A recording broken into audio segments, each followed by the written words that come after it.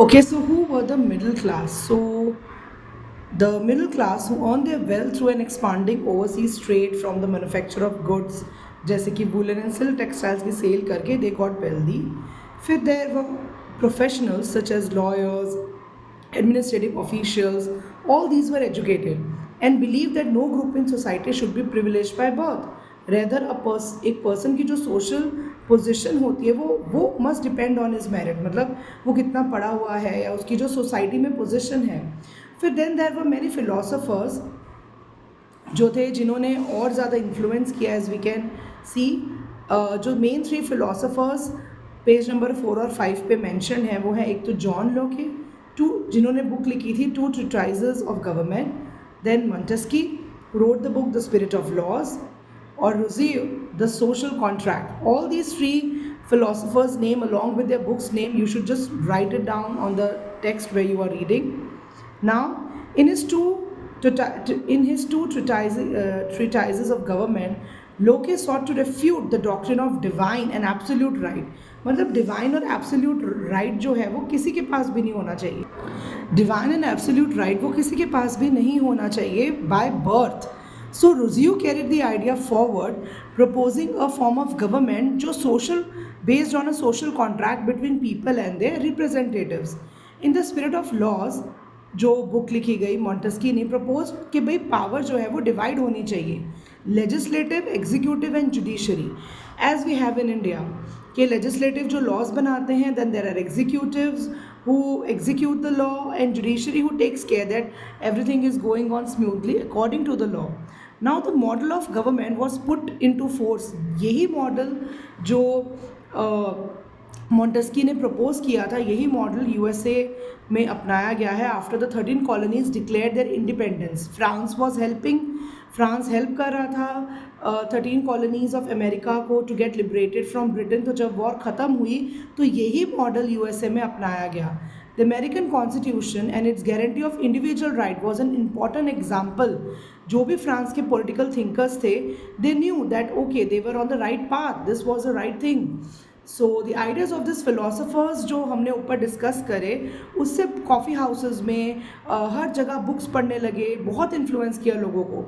और जब Louis 16 plan to impose further taxes और फिर उन्होंने एस्टेट जनरल की मीटिंग बुलाई, everybody was angry because they don't want to pay any more taxes.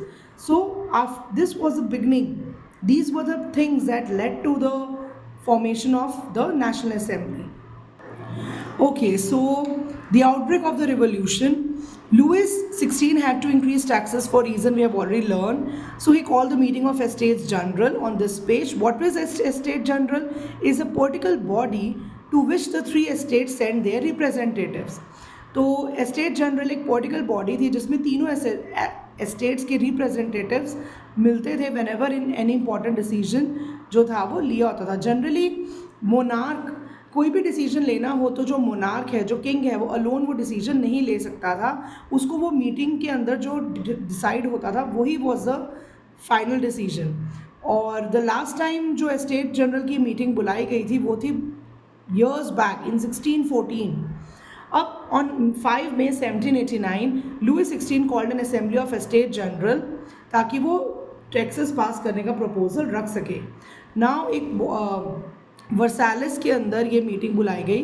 First and second estate sent 300 representatives each who were seated in rows, जबकि 600 members of the third estate वो उनके पीछे खड़े हुए थे. और पीजेंस, आर्टिसंस और women को तो उसमें एंट्री ही नहीं थी. बस वो उन्होंने अपने लेटर्स भेजे हुए थे ग्रीवियंसेस के. There were total 40,000 letters. तो यहीं से डिस्क्रिमिनेशन पता चलती है. नाउ एक एस्टेट जनरल की वोटिंग में there was a thing that each estate had 1 vote. अब अगर टैक्स इंक्रीज करने हैं तो फर्स्ट एस्टेट और सेकेंड एस्टेट तो वैसे भी टैक्स नहीं दे रहे. Why would they say that tax ना लेवी करो, दे तो उनको कोई फ़र्क नहीं पड़ेगा. सो इसलिए obviously it was done that taxes तो लेवी कर ही दिए जाएंगे.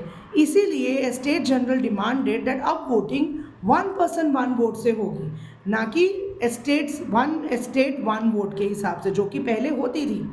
तो बट किंग लुई 16 ने उनकी बात नहीं मानी, so they got angry and they went away. उन्होंने स्टेट जनरल की मीटिंग छोड़कर वो सारे रिप्रेजेंटेटिव्स चले गए। And they assembled on 20 June, they assembled in the hall of indoor tennis court at the ground of Versailles and they declared कि भाई अब हम नेशनल असेंबली अपना कॉन्स्टिट्यूशन लिख के ही यहाँ से जाएंगे, not to disperse till they had drafted a constitution for France.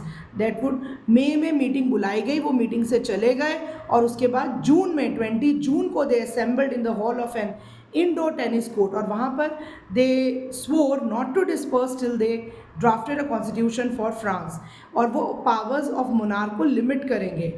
इस असेंबली को लीड किया था, very important very short question, Mirabeau and Abbe Sieyes. They were also, now who was Mirabeau, ये भी देख लेते हैं। He was born in a noble family. Now Mirabeau was born in a noble family but was convinced of the need to do away, कि भाई ये जो feudal privileges हैं ये हमें हटाने चाहिए। He brought out a journal and delivered powerful speeches to the crowd जो वर्सैलिस में असेंबल्ड हुए थे। प्लस यहाँ पर एक डेट्स का कॉलम है, ये भी आपको ज़रूर you have to remember the dates, MCQs में भी आती हैं। तो 1774 को Louis 16 becomes the king of France. There was empty treasury. 1789 convocation of a state general, third estate from national assembly। और मतलब 1789 में क्या क्या इवेंट्स हुए, third estate general forms national assembly, Bastille was stormed, और 1791 में कॉन्स्टिट्यूशन इज फ्रेम जिसमें king की पावर्स लिमिट कर दी गई। 1792 टू 1793 में France became a republic, the king was beheaded, और overthrow of the Jacobian Republic, a directory rules France. मतलब जो गवर्नमेंट 1791 में बनी वो 2 साल ही चली, 1793 में तो वो जैकोबिन गवर्नमेंट ओवरथ्रो कर दी गई। उसके बारे में हम आगे चैप्टर्स में अभी पढ़ेंगे। फिर 1804 में नेपोलियन जो है वो फ्रांस का एम्परर बन गया और Napoleon was defeated at the war of Waterloo. 1815 के बाद के इवेंट्स आपका क्लास 10 हिस्ट्री में कंटिन्यू हो जाएंगे। सो ये dates definitely they are very important. Okay, so moving further with our explanation, next page पे आप लिखो question, who was, we mention that जो टेनिस कोर्ट ओथ ली गई और मतलब जो court of ground of Versailles में इन्होंने नेशनल असेंबली फॉर्म की, उसको लीड कौन कर रहा था? एक थिंकर थे Mirabeau and the other one was abysses. Originally he was a priest. He wrote an influential pamphlet called What is Third Estate? So ये भी आपका very short question है, very important very short question है। उसके बाद now while the National Assembly, अब ये first part आ गया, जो फर्स्ट पेज पे फर्स्ट चीज़ जो हमने डिस्कस की थी, आई टोल्ड यू कि ये चैप्टर यहाँ से स्टार्ट किया गया है, जबकि एक पार्ट का बाद वाले इवेंट्स का एक पार्ट है, तो वो यही है।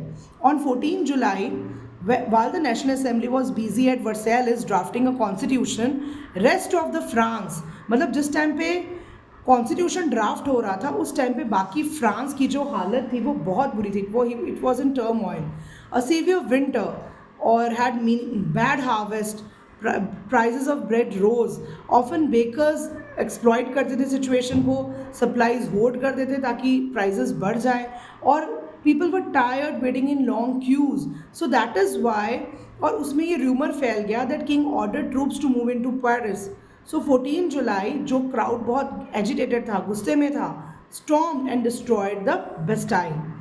In the countryside ये रूमर फैल गया that lords of the manor had, अब manor क्या है वो यहाँ पर लिखा हुआ है, 2 वर्ड्स यहाँ पर यूज़ किए जाएंगे, वो दोनों की डेफिनेशन यहाँ लिखी हुई है। A chateau is a castle जहाँ पर किंग या नोबलमैन रिसाइड करते हैं, और a manor is an estate consisting of lord's land and his mansion, मतलब जो नोबल्स होते जिनकी ज़मीनें होती थी वो। सो मेनर ने कोई बैंड्स, यानी कोई जैसे होते हैं ना कि लाइक सब कुछ ऐसे लोग हायर करे हैं जो जाके दूसरों की क्रॉप्स को, जो पकी हुई क्रॉप्स है, फसल कटने के लिए तैयार है, उसको डिस्ट्रॉय कर देंगे। बहुत ज़्यादा डरने की वजह से द पीजेंट्स, उन्होंने होस पिचफोक्स उठाई और शैटोज पे अटैक करने लग गए। They looted hoarded grain and burn down the documents जिसके अंदर उनके ड्यूज लिखे हुए थे। A large number of nobles country छोड़कर भाग गए। फिर अंडर व्हाट सर्कमस्टेंसेस, इस पेज पे क्वेश्चन बनेगा, under what circumstances Louis 16 accorded recognition to the national assembly. So ये सारी कंडीशंस थी।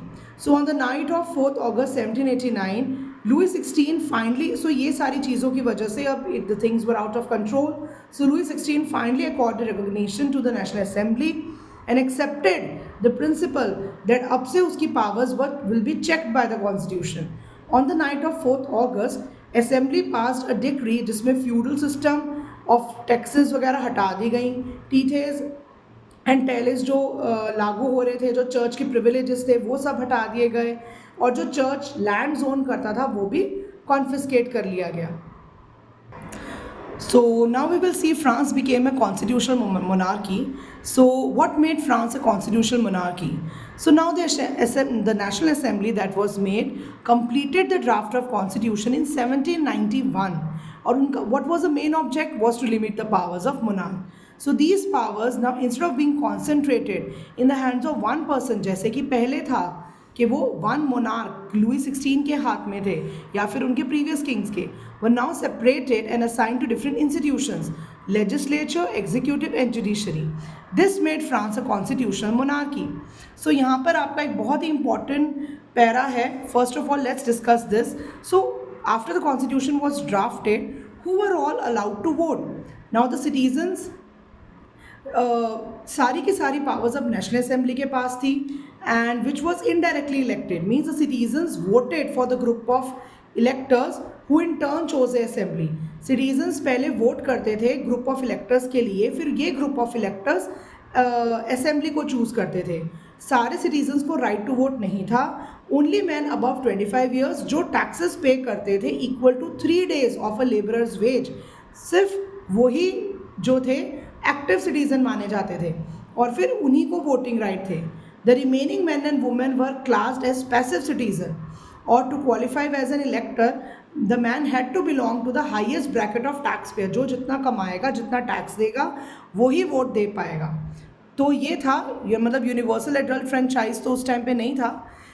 यहाँ पर देख सकते हैं, देखो जुडिशरी जो जज के लिए डायरेक्ट वोटिंग करते थे एक्टिव सिटीजन, फिर यहाँ पर active citizen entitle to vote, मतलब ये लोग वोट करते थे, इलेक्टर्स चुनते थे 50,000 मैन. फिर ये 50,000 मैन नेशनल असेंबली के जो मेंबर्स हैं 745 मेंबर्स चूज़ करते थे. National assembly control the king. Yes, king had the veto power, मतलब वीटो पावर यानी कि अगर कोई लॉ या कुछ अगर किंग को नहीं ठीक है तो वो वीटो पावर यूज़ करके उस लॉ को रोक सकता है. But national assembly control all the other ministers. So this was the basic thing. Next जो हमारा पेज है उस पर कुछ राइट्स के बारे में बता रखा है. The constitution began with declaration of rights of man.